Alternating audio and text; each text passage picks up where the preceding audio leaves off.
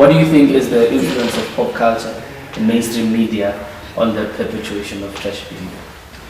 So I definitely believe that media and pop culture are just the TV for a greater function. I don't know, a greater hand at work. So they're just the image of what is happening behind. So let's look at who's influencing or who controls thought. I believe whoever controls thought controls the system that enforces that thought, that carries out that thought, controls the resources that perpetuate that thought and that system, and historically that's been white men.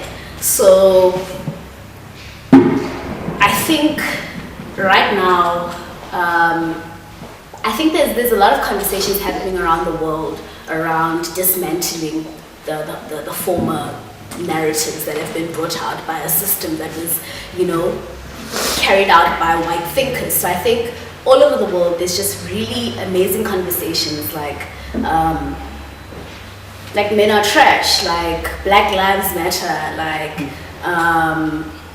just there's a lot of good conversations happening around the world that are seeking to dismantle the powerful white thought that influences everything. And I say powerful white thoughts in that the media is obviously controlled by those who have the most money, and those who have the most money are those who came to that money under white capital or white resources. So those big companies are there to the Unilevers, I mean, some white man had to get some money some way in order to start and fund that company. So whatever products are advertised by our dearest Unilever, whatever products are endorsed or brought from overseas by Unilever will necessarily advertise the views of a white systematic thought. So Tresemme conditioner, let's say, media will display a white woman flipping her hair and bona man Tresemme, it's lit.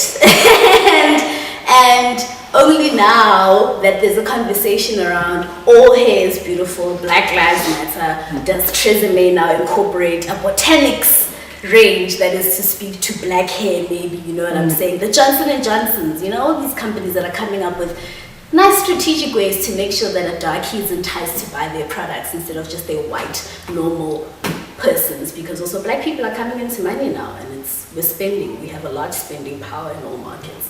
So I think when we speak to the media that perpetuates men being trash, we are speaking to the people that are controlling the systematic thought that controls everything else. So even in academics, I think men are trash is perpetuated, and masculine problematic behavior is perpetuated in that, look at us, we're scholars, right? We're students.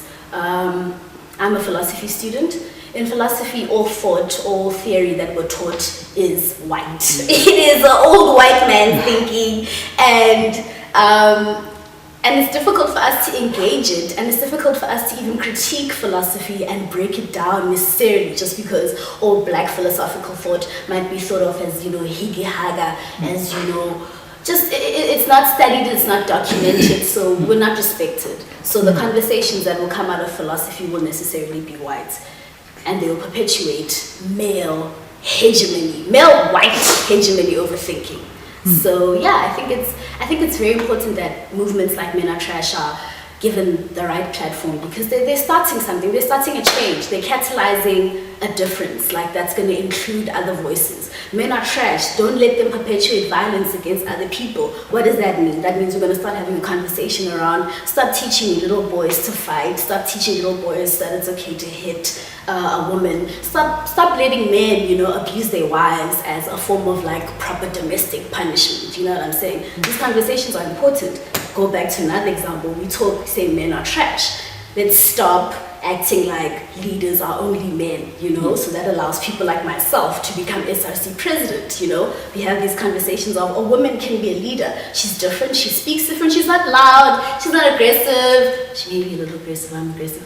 But she's not loud, she's not aggressive, she's not typically a masculine leader who, patriarchally takes control of a room, but we give her an opportunity to be a leader. Why? Because we had that conversation where we said, it's problematic that men are the only ones recognized as leaders, and we need to give women a platform in leadership. So summarize this interview, I definitely believe hashtag Men Are Trash is a very important movement, and it speaks to so many different things. It speaks to a political context, it speaks to domestic settings, it speaks to everything. It speaks to the control of thought that a masculine voice is prioritized over a feminine voice. Look at UCT's academics. How many male professors do we have? And even when they do try to redress and they hire a black person, it will normally be a male. It would be a black man. We are filling the quota there. Where's your professor? But what about a black woman? Let's get, hashtag men are trash. Let's talk about it in academic circles, that women aren't given equal opportunities to do research, to maybe conduct research, or to, what is it, supervise students so they can qualify to be PhDs, so they can qualify to be professors and associate professors. Men are trash. Let's bring it to another setting. High school, where, I don't know, where there's so many parts of life that the hashtag men are trash conversation needs to happen. And it's unfortunate that people are breaking it down because of ignorance. We are not saying you, Vusi, are a complete trash of a human being. We are saying you have been privileged by society.